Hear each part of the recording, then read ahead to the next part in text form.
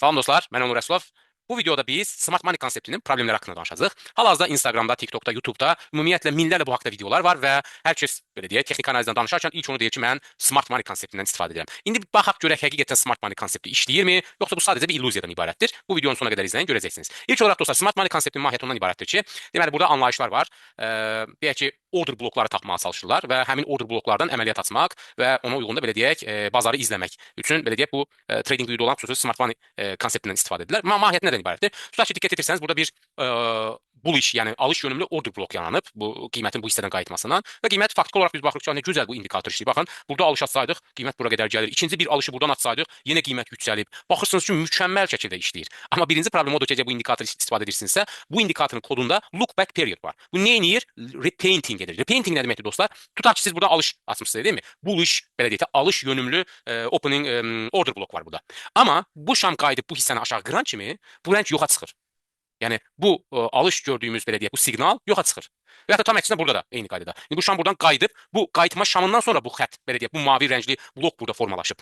Yəni öncədən biz onu görə bilmirik. Bu sonradan yaranır və ən pisi də odur ki, təkrar edirəm. Tutaq ki, qiymət qayıdıb burada bu səviyyəni aşağı qırarsa, bu xətt yoxa çıxır. Yəni siz keçmişə baxanda bir illüziya görmüş olursunuz ki, ümumiyyətlə trading view bu baxımdan üzr istəyirəm, bir zibil qabına çevrilib. Çünki hər kəs bu tip indikatoru yazır və indikatorlardan istifadə edərkən ən azından baxın görək bu indikator repainting edirsə, yəni öz keçmişini dəyişirsə, deməli o bir şeyə yaramır. Bundan əmin ola bilərsiniz və bu sistemdə siz 1 sent belə pul qazana bilməyəcəksiniz. Ola bilər. 5-6 dəfə pul qazana bilərsiniz. Belə baxanda sınıq saat da belə deyək gündə 2 dəfə doğru göstərir. Amma davamlı ticarət edərək, yəni consistency olmayacaq bu sistemlərlə, bu yanaşmalarla ticarət etsəniz.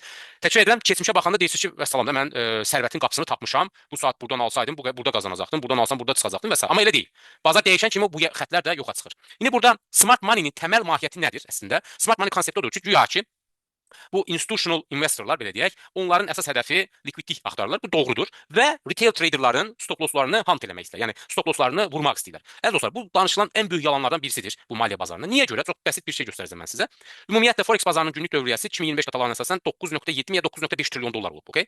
Və indi gəlin baxın, bu dövriyyənin təxminən 5%, non-financial customers'dır. Yəni bizim kimi belə deyək də retail traderlar olub. Cəmi cümlətən 5%. İndi bu boyda bazarın belə deyək, o böyük oyunçuları, o böyük banklar, top tier 1 deyilə də bankları oturub bizim o stop losslar üçün 5-10 dollarlıq stop losslarımızı ovlamaq üçün o qədər bazar hərəkət etdiyini düşünürsünüzsə, ümumiyyətlə bu bazarda çox belə deyək də sadəlövh yanaşırsınız və bir digər tərəfdən də əgər smart money konsepti ilə ticarət edirsinizsə ki, tutaq ki, yanaşma budur da ki, məsələ bax burada likvidlik var. Məsələ bazar buradan qayıdıbsa, deməli burada satıcılar var. Siz misal üçün deyək ki, hər hansı bir instrumenti, forex cütlüyü ola bilər və ya hər hansı bir maliyyə alətini almaq istəyirsə və buradan sell edəndə burada belə deyək stop loss əmrləri qoyulubdur. Siz çalışırsınız ki, gedib o stop loss bazarı qaldırmağa çalışırsınız ki, o stop lossların əmrlərini götürəsiniz. Yanaşma budur.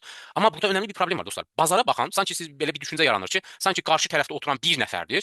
Məsələn, adam bazara 100 milyard dollarlıq bir satışla girir. Fərz edək ki, avronu almaq istəyir, 100 milyardlıq avro almaq istəyir və bu bazarı qaldırıb burada stop lossları vuracaq. Bəs axı bu adam tək deyil, axı onun kimi onun qarşısında da daha böyük balinalar var. Yəni o tək başına, mən buradan alım bazarı qaldırım düşüncəsində deyil. O bu səviyyəyə gəlib o riski götürərsə, bəlkə də bir gün içərisində nə bilim o milyardlarla dollar pul itirə bilər. Ya bu yanaşma ilə ticarət edərsiniz. Çünki digər böyük oyunçular da bilir ki, məsələn bu kimsə burada order yerləşdirib qiyməti qaldırmaq istəyirsə, o da bunun tam əksinə satışlar. Məsələn, tutaq ki, adam buradan 100 milyardlıq əmrlər yerləşdirir, tədricən alışlarını açır. Qarşı tərəfdə bunu anlayır axı, qarşı tərəfdə bunun nəticəsində məsələ daha böyük bir əməliyyatdan satış girəcək və onun itkiyə məruz qoya bilər. Yəni burada bu oyunlar nəzəriyyəsi perspektivindən baxanda burada hər kəs bir-birinə qarşı yarışır. Yəni siz adam sanki bu belə deyək, o institutional investorlar oturdu. Burada retaillərin stop lossları var. Gəlin bazarı qaldıraq, onu vuraq, qayıdarıq, söhbət eləmirlər. Belə bir şey yoxdur. Onlar da bir-birinə qarşı yarışırlar. Və belə olan halda da bu smart money konsepti çürük bir konseptdir açıqcası.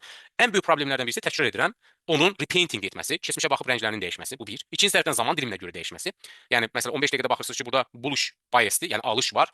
Siz 4 saatda keçib görə bilərsiniz, tam əksinə hələ bazar satışdadır. Qərar qəbul edə bilmirsiniz ki, mən alım yoxsa satım mı? Deyəcəklər ki, haya time frame-ə baxmalısan, bu da bir yalandır. Əziz dostlar, maliyyə bazarında istər forex olsun, istər MT olsun, istər səhm bazarı olsun. Siz tutaq ki, real bir məhsulun alış satışına məsulsunuz. Pərakəndə satışına məsulsunuz. Tutaq ki, gedirsiniz bazardan topdan satışdan alırsınız, gətirsiniz üzərinə pul qoyub misal üçün satırsınız. Siz bu tip ticarətlə məşğul olarkən gedib nə bilim 5 saatlıq bunun qiyməti nə olacaq, 5 dəqiqəlikdə bunun qiyməti nə olacaq, ona mı baxırsınız, yoxsa tələb və təklifə mi baxırsınız? Təbii ki, bazarda tələb və təklifə baxırsınız.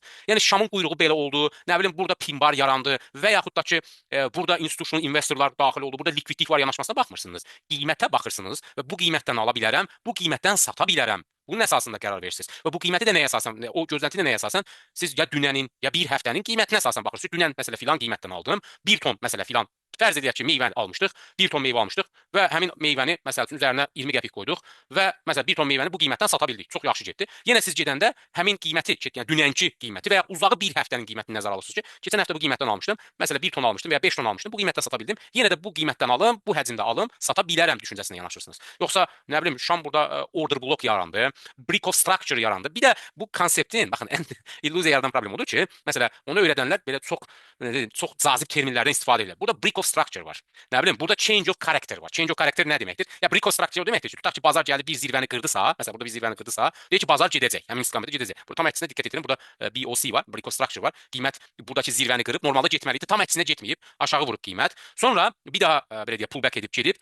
Təkrar burada aşağı gəlib. Burada da change of character var. Change of character deyək ki, qalxan trenddə fərz edək ki, onun higher low-sunu qırdısa, buna change of character deyirlər. Burada change of character var və qiymət aşağı getməlidir. Gəldi, təkrar burada brick of structure var. Onu qırdı, qayıtdı, yenidən qayıtdı. Yəni tutdura bilmirsiniz. Burada sel elədim, burada bay elədim, hər dəfə aldadır sizi.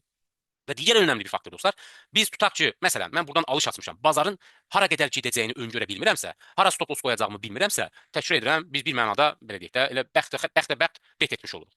O institutional traderlar da bunlar rule based ticarət edirlər. Yəni qaydaları var və o qaydalara əsasən ticarət edirlər. Onlar heç vaxt məsəl üçün, hə burada bir likvidlik var, mən alım buradan və ya da buradan satım düşüncəsində deyil. Çünki onlar 5-10 dollar idarə etmirlər. Onlar milyardlarla dolları idarə edirlər. Onlar daha çox statistikanı ticarət edirlər. Təkrar edirəm, statistikanı ticarət edirlər. Onların qabağında rule bookları var ki, məsələn, qiymət bu qiymətə gələrsə, məsələn, bu qiymətdən bu həcmdə sataram. Ora sifarişini yerləşdirir. Bu qiymətə gələrsə, bu həcmdə sataram. Onu da nəyə əsasən hesablayırlar?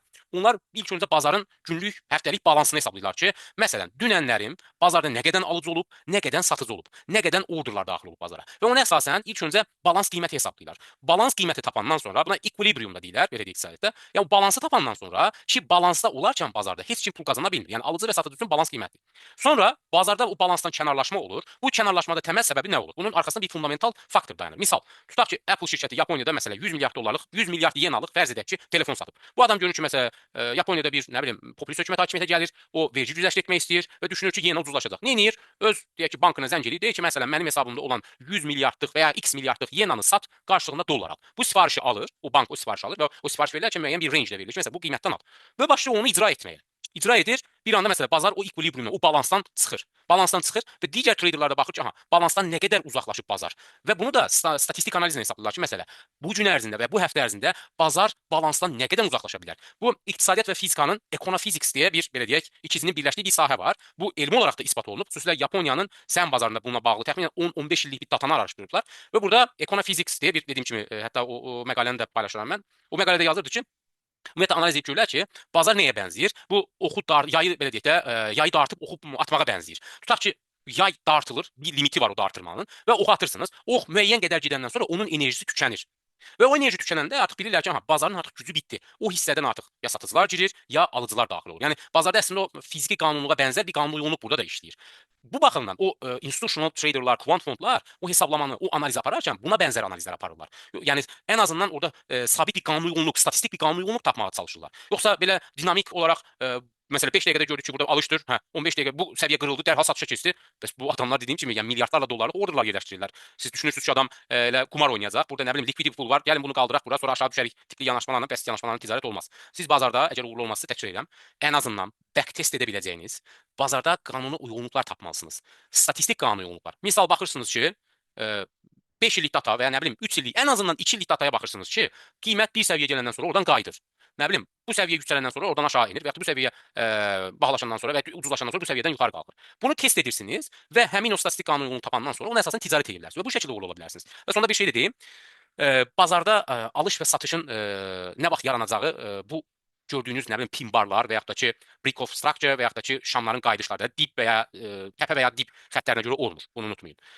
Sonra bununla bağlamaq istəyirəm bu videonun. Larry Williams'ın çox gözəl bir sözü var.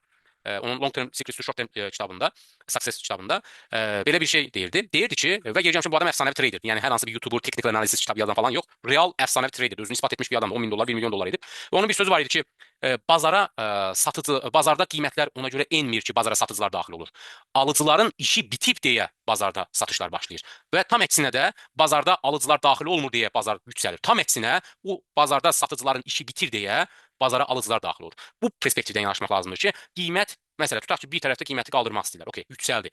Onu hesablayıb tapmaq lazımdır ki, həqiqətən alıcıların işi bitdimi bazarda ya yox. Və ya da tam əksinə, bazarda tutaq ki, qiymətlər ucuzlaşdı, siz düşünürsünüz ki, hə, indi alışa girmək lazımdır. Ona ölçmək lazımdır ki, həqiqətən bazarda belə deyək, satıcıların işi bitib ya yox. Yəni smart money konseptindən dediyim kimi bu tip, təkcə bu smart money deyil, TradingView-da milyonlarla belə indikator var dediyim kimi, bir zibil qaldır bu əslində. Bu baxımdan, yəni hə, burada baxırsınız ki, çox gözəl alış mövqeyi yazıb. Buradan alsaydım, burada çıxsaydım gör nə qədər qazanırdım düşüncəsi var. Amma təkrar edirəm, bunlar hamısı, bu xəttlər, bu səviyyələr hamısı sonradan dəyişir. Yəni qiymət gəlib aşağı vuran kimi bu rəng yoxa çıxır. Və siz fərz edək ki, buradan alış açmısınızsa, gəl bu aşağı vuran kimi rəng dəyişir və dediyim kimi sizin ticarətiniz uğursuz olur. Belə dostlar, ümid edirəm faydalı olmuşdur. Burada sadəcə populyar olan bir indikatora boş yerə vaxtınızı sərf etməməyiniz üçün dedim. Çünki dediyim kimi bu sistemdə davamlı siz gəlir əldə edə bilməyəcəksiniz. Bunu bir kərə backtest etmək mümkün deyil. İkinci tərəfdən də dinamikdir, hər saniyə dəyişir və hər saniyə dəyişən bir şeydir də artıq qərar qəbul etmə problemi yaranmış olur. Təşəkkür edirəm dostlar. Əgər bu video sizin üçün faydalı olmuşdursa, kanala abunə olmağı unutmayın. Belə videoların sayını artırmağa çalışacağam. Təşəkkür edirəm dostlar.